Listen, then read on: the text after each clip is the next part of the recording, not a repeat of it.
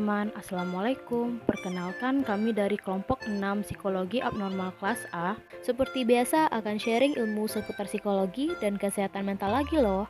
Nah, kali ini pembahasan kita terkait eating disorder. Yap, betul, gangguan makan. Teman-teman pernah dengar nggak istilah gangguan makan? Oke, jadi gangguan makan atau dalam bahasa lainnya eating disorder adalah gangguan psikologi berupa terjadinya penyimpangan terhadap pola makan seseorang yang berhubungan dengan makan, berat badan, maupun persepsi tubuh. Gangguan ini dapat terjadi pada siapapun tanpa mengenal usia maupun jenis kelamin. Tuh, serem banget ya.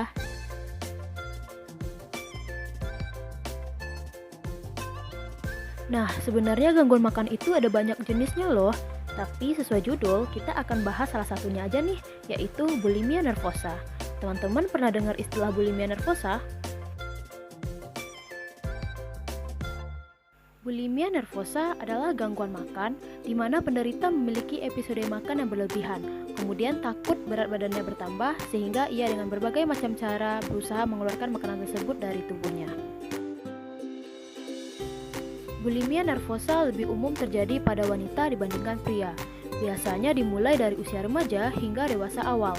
Banyak di antara penderita gangguan ini memiliki massa tubuh yang normal. Oleh karena itu, penderita gangguan ini agak sulit diketahui dari penampilan luarnya saja. Tapi bukan berarti ini tidak bisa membahayakan loh. Bulimia nervosa dapat menyebabkan beberapa masalah serius. Orang dengan bulimia nervosa melakukan binge eating setidaknya 1 kali seminggu selama 3 bulan atau lebih. Selama periode binge, mereka akan makan dalam jumlah lebih banyak dari biasanya. Konsekuensi dari binge adalah timbulnya rasa bersalah, rasa takut, serta rasa malu. Setelah melakukan binge eating, orang dengan bulimia nervosa akan berolahraga dan melakukan pembersihan. Untuk menghindari pertambahan berat badan setelah makan banyak, mereka akan memaksa muntah dengan cara memasukkan tangan ke dalam mulut, lalu melakukan olahraga secara ekstrim, dan menggunakan obat-obatan seperti laktatif dengan tujuan agar makanan tersebut dapat dikeluarkan dari tubuh. Orang dengan bulimia nervosa sangat sensitif dengan pertambahan berat badan. Mereka menilai diri mereka sendiri berdasarkan berat dan bentuk tubuh mereka. Mereka akan merasa sangat senang apabila mereka kurus dan mereka akan sangat marah ketika berat badan mereka di atas yang mereka harapkan. Bulimia nervosa dapat berdampak pada berbagai masalah kesehatan, terutama akibat keseringan muntah dan menggunakan berbagai macam obat-obatan. Masalah tersebut adalah yang pertama, dehidrasi. Ketika seseorang kehilangan banyak cairan tubuh, itu akan membuat individu merasa haus, kelelahan, linglung, dan memiliki urin kuning pekat. Yang kedua, kekurangan vitamin. Kekurangan sodium, potasium, dan magnesium dapat menyebabkan diri merasa kelelahan, menstruasi tidak teratur, terjadinya kerusakan esofagus, gigi, gusi, serta menimbulkan masalah hati, ginjal, dan kelenjar air liur. Selain masalah kesehatan fisik, penderita bulimia nervosa juga rentan mengalami masalah psikologi seperti depresi, kesulitan tidur, hingga rentan untuk melukai diri sendiri. Nah, sekarang udah pada tahu kan gejala dan dampak dari bulimia nervosa? Kira-kira penyebabnya apa sih? Yuk, selanjutnya kita bahas tentang etiology of eating disorder. Yang pertama, ada faktor genetik. Bulimia nervosa biasanya diturunkan oleh keluarga, di mana kerabat tingkat pertama dari perempuan muda dengan bulimia nervosa memiliki kemungkinan 4 kali lebih besar dibandingkan rata-rata untuk menderita gangguan tersebut. Yang kedua, faktor perilaku kognitif. Nah, adapun orang dengan bulimia nervosa, mereka akan mengalami rasa kekhawatiran terhadap penambahan berat badan dan penampilan tubuh. Nah, hal ini dikarenakan mereka itu menilai seseorang berdasarkan berat dan bentuk tubuhnya. Orang yang mengalami bulimia nervosa juga memiliki harga diri yang rendah karena berat badan dan bentuk tubuh itu lebih bisa dikendalikan daripada ciri-ciri lainnya, orang dengan bulimia nervosa akan cenderung berfokus pada berat dan bentuk tubuh, dengan harapan akan membuat penampilan mereka lebih baik di depan umum. Lalu, orang dengan bulimia nervosa akan mencoba mengikuti pola makan yang sangat kaku, dengan aturan ketat mengenai berapa banyak yang harus dimakan, jenis makanan apa yang harus dimakan, dan kapan harus makan. Nah, apabila aturan ketat ini dilanggar, ini akan menyebabkan penyimpangan makanan berlebihan dan tidak terkontrol. Setelah makan berlebihan dan tidak terkontrol tersebut, penderita akan merasa jijik dan takut menjadi gemuk, sehingga mereka akan melakukan tindakan kompensasi seperti muntah. Nah, meskipun pembersihan atau muntah tersebut akan mengurangi kecemasan sementara karena makan terlalu banyak, siklus ini akan menurunkan harga diri seseorang yang memicu lebih banyak terjadinya pesta makan dan pembersihan. Yang ketiga ada faktor sosiokultural. Nah, pandangan ideal mengenai bentuk tubuh yang kurus dalam lingkungan sosial dan budaya, contohnya seperti takut menjadi gemuk. Biasanya orang yang gemuk akan mendapatkan pandangan negatif dari orang lain seperti orang yang gemuk tersebut kurang bisa mengontrol diri atau dia tidak akan berhasil di masa depan. Nah, orang yang gemuk juga biasanya dipandang sebagai orang yang kurang pintar, kesepian, pemalu, dan haus akan kasih sayang orang lain.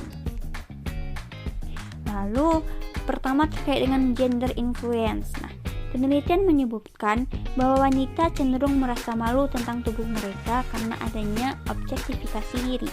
Nah, rasa malu biasanya muncul ketika dalam situasi keinginan seseorang tidak sesuai dengan keinginan lingkungan serta budaya yang di sekitarnya. Selain itu, juga ada penelitian yang menemukan bahwa objektifikasi diri dan rasa malu akan bentuk tubuh berhubungan dengan gangguan makan atau eating disorder. Jadi, jenis kelamin juga akan berpengaruh terhadap muncul atau tidaknya gangguan makan pada seseorang.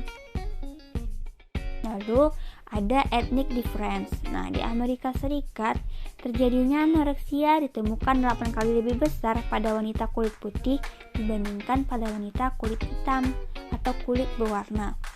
Nah, gangguan makanan ketidakpuasan akan tubuh juga lebih besar terjadi pada wanita kulit putih daripada wanita kulit hitam. Tetapi, perbedaan dalam gangguan makan, khususnya pada bulimia, tampaknya tidak terlalu besar pada wanita kulit putih apabila dibandingkan dengan wanita kulit berwarna atau hitam. Yang keempat, faktor-faktor lainnya yang akan berkontribusi terhadap etiologi dari eating disorder. Yang pertama ada pengaruh kepribadian. Nah, sebuah studi pada akhir 1940-an menemukan bahwa kepribadian orang-orang dengan gangguan makan, terutama mereka yang menderita anoreksia, dipengaruhi oleh penurunan berat badan. Penelitian menjelaskan bahwa pembatasan asupan makan yang parah dapat memiliki efek kuat pada kepribadian dan perilaku. Jadi, perlu kita pertimbangkan ketika melihat kepribadian orang-orang dengan anoreksia dan bulimia. Yang kedua ada karakteristik keluarga. Karakteristik keluarga juga dapat berisiko mengembangkan gangguan makan. Namun, gangguan makan juga mungkin berdampak pada fungsi keluarga. Yang ketiga ada child abuse dan eating disorder. Hasil penelitian telah menunjukkan bahwa pelecehan seksual semasa kanak-kanak lebih tinggi di antara orang yang mengalami gangguan makan daripada orang yang tidak mengalami gangguan makan, terutama pada orang yang menderita bulimia nervosa. Nah, dari tadi sudah dijelaskan bukan mengenai pengertian dari berbagai macam gangguan makan atau yang biasa disebut eating disorder, serta faktor-faktor yang menyebabkannya. Jadi, kira-kira apa saja sih pengobatan yang bisa dilakukan untuk eating disorder itu sendiri? Nah, yang pertama itu ada medication. Seperti yang dijelaskan sebelumnya, untuk gangguan bulimia nervosa itu berkaitan dengan adanya gangguan depresi, sehingga obat yang diberikan oleh psikiater itu biasanya berhubungan dengan antidepresan. Contohnya seperti fluoxetine atau biasanya mereknya namanya Prozac. Nah, fluoxetine ini sendiri itu telah terbukti ampuh dalam mengatasi gangguan makan bulimia ini, terutama pada depresi dan perilaku menyimpangnya terhadap makanan seperti memuntahkan dan lain sebagainya. Nah, yang kedua itu treatment yang dilakukan adalah perawatan psikologi anoreksia nervosa. Maksud dari perawatan di sini itu sebenarnya apa sih? Nah, maksud dari poin ini yaitu dengan melakukan perawatan psikologis, yaitu terapi keluarga. Dari terapi ini, kita akan berfokus kepada membantu orang tua untuk ikut serta dalam mengembalikan berat badan anak mereka yang sehat dan berbarengan dengan membangun fungsi keluarga dalam konteks perkembangan remaja. Karena seperti yang dibahas sebelumnya, gangguan ini itu sering terjadi pada anak-anak yang remaja. Nah, meskipun terapi ini sudah sering berhasil, tetapi kita sebagai keluarga itu tidak hanya mengandalkan hal ini saja, sehingga masih banyak hal-hal yang lain yang perlu dilakukan untuk meningkatkan hasil dari terapi ini. Nah, yang ketiga itu ada perawatan psikologi bulimia nervosa. Tujuan dari perawatan ini itu adalah untuk mengembangkan pola makan yang normal pada klien atau pasien yang mengalami gangguan bulimia nervosa tersebut. Salah satu terapi yang biasa digunakan untuk gangguan bulimia nervosa yaitu adalah cognitive behavior therapy atau yang biasa disingkat sebagai CBT. Nah, selain itu juga ada sih terapi yang bisa digunakan untuk bulimia nervosa, yaitu namanya interpersonal therapist atau disingkat sebagai IPT. Akan tetapi, hasilnya itu tidak secepat apabila menggunakan cognitive behavior therapy. Nah, di beberapa studi itu juga mengatakan bahwa CBT ini itu lebih efektif digunakan untuk membantu orang-orang yang memiliki gangguan makan yang berlebihan, contoh seperti bulimia nervosa tersebut. Nah, CBT ini juga lebih efektif digunakan daripada pengobatan yang menggunakan obat seperti fluoxetine tadi. Nah, pengobatan yang terakhir yaitu menggunakan intervensi preventif untuk eating disorder. Di sini kita akan membagi 3 bentuk tindakan pencegahan. Yang pertama itu pendekatan psikoedukasi. Nah, fokus dari pendekatan ini sendiri yaitu mendidik anak-anak dan remaja tentang gangguan makan.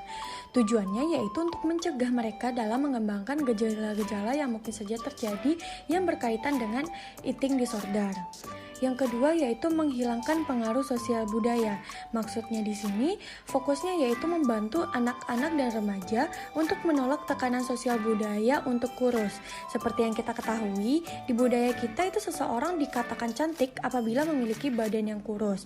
Sehingga tugas psikolog di sini yaitu untuk menghilangkan stigma-stigma yang seperti ini. Yang ketiga yaitu pendekatan faktor resiko. Fokusnya di sini yaitu mencatat orang-orang dengan faktor-faktor resiko yang diketahui, sehingga kita bisa memberitahu kepada anak-anak dan remaja apa-apa saja sih faktor resiko atau dampaknya ketika kita berperilaku seperti yang ada di eating disorder. Oke, sekian pembahasan kita kali ini. Kami berharap penjelasan ini dapat menambah pengetahuan serta membuat kita lebih aware terhadap isu kesehatan mental di sekitar kita. Tapi ingat, jangan melakukan self-diagnose ya. Segera hubungi profesional apabila dirasa butuh bantuan. Terakhir, jangan lupa love yourself. Sampai jumpa di video selanjutnya.